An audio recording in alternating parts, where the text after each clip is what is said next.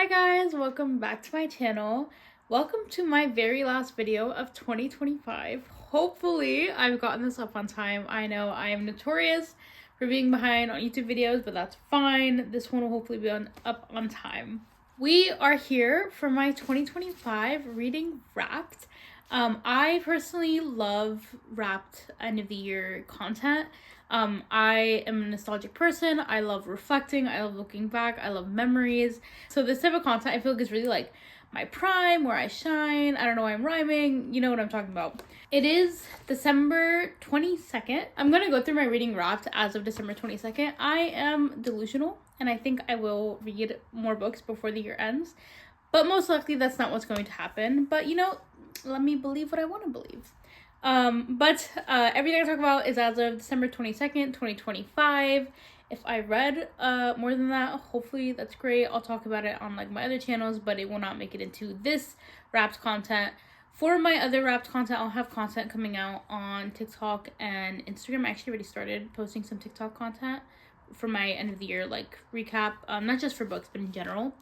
I will be making or generating that content a little bit later. So if I read like a book tomorrow, it'll be in those. Let's get started. So today, as of December 22nd, I have read 84 books for the year. Now, this is the first time in, I want to say 5 years, that I have not met my reading goal or read 100 books. My reading goal every year is 100 plus. Usually in the past couple years, I've kept it consistently 100. This is the first year in 5 years that I have read under 100 books. My initial reaction to that was like disappointment. And this is not like commentary on reading goals or people who read a lot of books or people who don't read a lot of books. This is purely about myself. Just a general disclaimer, I'm only talking about me. My initial reaction was maybe I should feel disappointed because like I set a goal and I didn't meet it, and I know that's okay, but for me this feels like a really big like jump to consistently read over 100 books and then drop to like less than that. I know it's not that deep, but like okay, the initial reaction was disappointment. But when I really like sat and reflected about my year, I couldn't help just feel like satisfied. Even though I've only read 84 books in comparison to how much I've read previously, I still felt like I really had a well-read year. But really, I think it comes back to that this year, 2025, was really formative for me. I feel that way about almost every year I've lived. I like to think of myself as someone who's constantly trying to change and constantly trying to improve, and not that my life is like a self-improvement project, but I want to always experience new things and experience growth and keep working to the goal of like, this is the person I want to be, this is the life I want to live. It's kind of just like a mindset I try to always have every year. There's a lot of nuance in that, like prioritizing rest and still being content and happy and living life while also wanting more constantly. That's not what this video is, but 2025 was a really big year for me of like, I had so many firsts. I did so many things for the first time. And if you go back and watch my YouTube channel, you can hear it. And so many videos ago, this is my first time doing this. I'm kind of scared, but I'm doing it anyway. So many trips, meeting so many friends for the first time, and so on and so forth. This year was, I think, very important to the person I am now. I feel like I'm a very different person in December 2025 than I was at the beginning of it. All that to say, while my initial instinct was to be disappointed in how little I've read this year in comparison to how I've read before, I can't help just feel satisfied. I had a really good year. I feel changed in a lot of ways. The 84 books I read, some of the greatest books I've ever read are in this list. And yeah, it was a good year. I can't bring myself to feel that disappointment. That was a really long-winded way of saying I'm very happy with my reading recap. Obviously I could have wished I met my goal, but honestly it's not that deep. And yeah, let's talk about those 84 books I read. So of those 84 books, just to let you, if you guys are interested in this kind of stuff, that totals to over 27,000 pages. Pulled some graphics from Storygraph, Goodreads, and then myyerinbooks.com to kind of get these stats to show you. My average time to finish a book was 5 days. I read the most books in January 2025, where I read 28 books in 1 month. What was January best month on? I kid you not, 1 month of this year, I read one book and I didn't like it. My year in books told me that my reading aura this year is Decadent Chocolate Strawberry Romantasy, the big trend of the year, and you made it happen. You read about love when the stakes are the highest. I love a romance, I love a fantasy, I will take that. I love chocolate. My first review of the year, these always make me laugh, was I gave 2 stars to Spectacular. If you know, you know. I said, why was this so uncomfortable? And you know what? I stand by that. Some of my top genres, you already know: fantasy, young adult, romance. Horror, I think, is because I read the Demon Slayer manga this year. Romantic historical fiction. Also, like, my top author of the year was, like, the author of Demon Slayer, because I read the entire manga this year. My average star rating, I always love seeing this. So on Storygraph, which allows me to do 0.5 ratings, my average star rating was a 4.45. And on Goodreads, it was just a 4.5. I always, like, really, I think, overanalyze my star rating, and I'm like, oh, like, is this accurate? Does this make me seem like I just rate really high, or have I just read really good books this year? I'm gonna say I read really good books this year, and because I do think that I am a fairly critical person, and that I'll, like, give honest reviews and rate lower when it deserves it. So 4.5 I like. I've had lower, I've had high. I don't actually know if I've had higher. I'm just saying that. Another really fun graphic I think I'm gonna make is how many indie bookstores I went to this year. This was, like, an unintentional effort, and I kind of talked about this at one point in the year, where, like, this wasn't, like, a goal I had set out, but I just kind of found myself visiting more and more indie bookstores. And this isn't, I think, the most indie bookstores I've visited ever, so I think that's really cool. And when I say visited, I mean visited for the first time. Like, how many indie bookstores have I discovered, or how many are new to me? I'm gonna count. I went to this random bookstore in a mall in Paris. I'm gonna count that as an indie. Actually, no, I won't, because I'm not sure if it is. I also went to a Waterstones. That definitely doesn't count, but that was really cool. I went to a Waterstones for the first time. But indies, I went to, like, 5 of them in Boston. I went to 1 in Tampa, 1 in Winter Park, another one, I forget what part of downtown Orlando it's in. That's, I'm blanking on the name of it, but I went to it. That's 8. New Romantics opened up this year. That's 9. Where else did I go? Charleston. I went to 2 bookstores in Charleston. That's 11. That was Blue Bicycle and then Sweeter Than Fiction. Austin. Went to the Vintage. 12 new bookstores?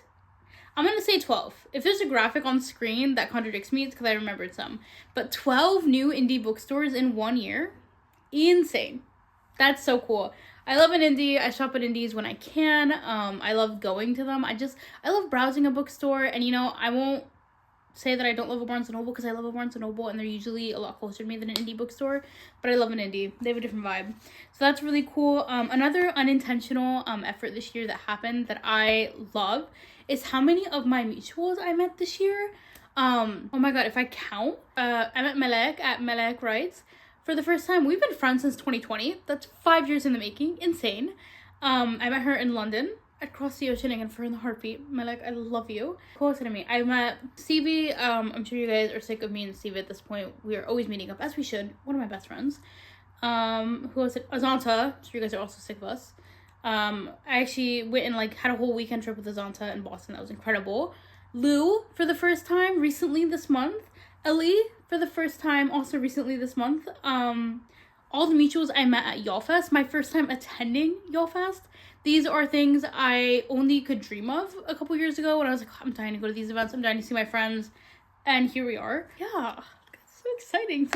This is what I'm talking about. Like, I didn't fulfill my reading goal, but I am fulfilled in so many other ways. And, you know what? I would not trade it for anything. I am going to make this in TikTok format, but I also want to talk about my top 10 books of 2025.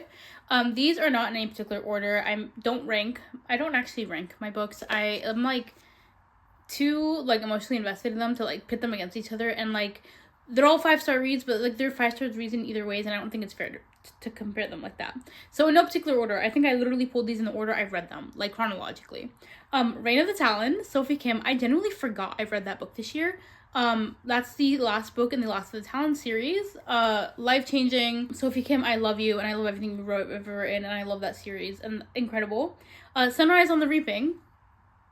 Who wasn't, like, changed by that book? That book is insane. And now we get the movie next year, and that's so, so exciting. Oathbound.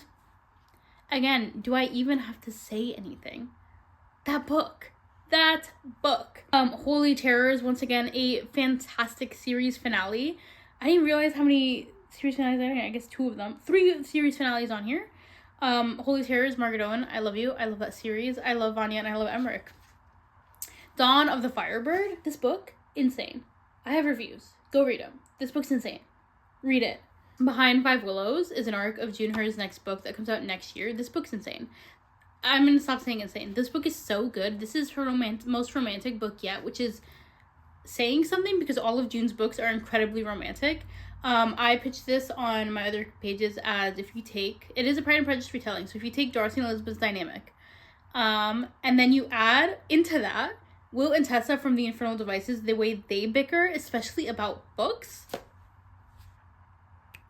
I don't need to say anything else. Go read it. Go pre-order it. That's coming out next year. Speaking of romance, The Roommate Arrangement is coming out in January. This book was insane. This is a young adult romance.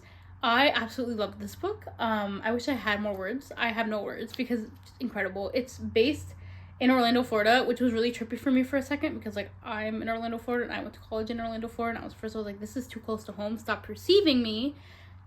But then it was everything.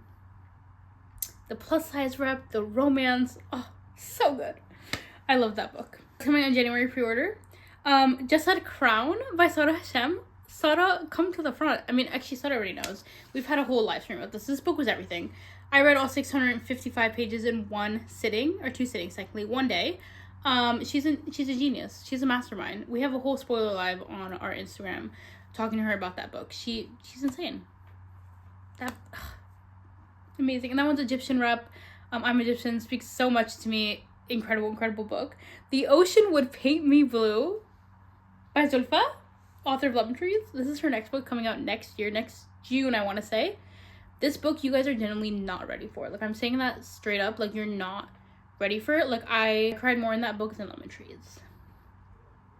Do with that what you will. And go pre-order it. And then the last book, Moth Dark, I've talked about constantly. This is Kika Hajibu's 3rd book, I think, ever. Her other series just Threads That Bind. This book was just incredible. So well written. Fantasy. And, like, still blows my mind. This book single-handedly got me out of, like, a 2-month long reading slump. Incredible. All this to say, what an incredible year. I've read so many fantastic books, and I genuinely cannot wait to see what 2026 has in store for me reading wise. We're not bringing back, like, I never stopped doing them technically, but I'm gonna film my 2026 anticipated reads video pretty soon here, for like January, February, March. And already the list is looking incredible. Most likely I'm gonna do the goal of 100 books again, and I think, as we've established in this video, and I've established with myself, that if I don't meet it, I will be okay. And when I go into these, like, wrap videos, I never plan what I'm gonna do, so I just kind of yap. This felt like a really good yap session. I've had such a good reading year. I'm putting together some, like, fun content. Look out for that. Actually, as when I post this, it's probably already out. But yeah, as my final video of 2025, I just wanted to say again, you know, Safi, nostalgia, thank you so much, Moment. I'm very grateful, Moment. Thank you always for watching my videos, for watching any of my content that you consume. I am grateful for. If you enjoy it and you leave me comments or send me messages or interact with me anyway, I treasure that in a way you don't even know. So sometimes, and I say this a lot, I actually say this line like a lot, a little bit too much. Sometimes from this side of it, I'm just like a girl filming in her bedroom, and that's not to diminish the work I do, because it is a lot of work to put out the content I do. But, you know, like, sometimes it's just me in my space working, and then putting it online sometimes is like you don't get to see, like, you don't get like a tangible result. And I say this as somebody who's like an engineer and likes tangible results and working on things hands-on. So I really just do feel like every single time someone interacts with my content or tells me they like my content, or when they meet people in real life and they're like, oh my god, I know you, and I'm like, why? That's crazy. Anyway, just to say, all that means so much to me. Thank you for your constant support. And I hope the upcoming year has so much incredible things in store for us. Inshallah, it's a great year for all of us. Let me know down below how many books you've read this year. Let me know your favorite books of the year were. Let me know what you're looking forward to reading next year. Anything you want to share, drop it below. Thank you guys so much for watching, and I will see you next time. Bye.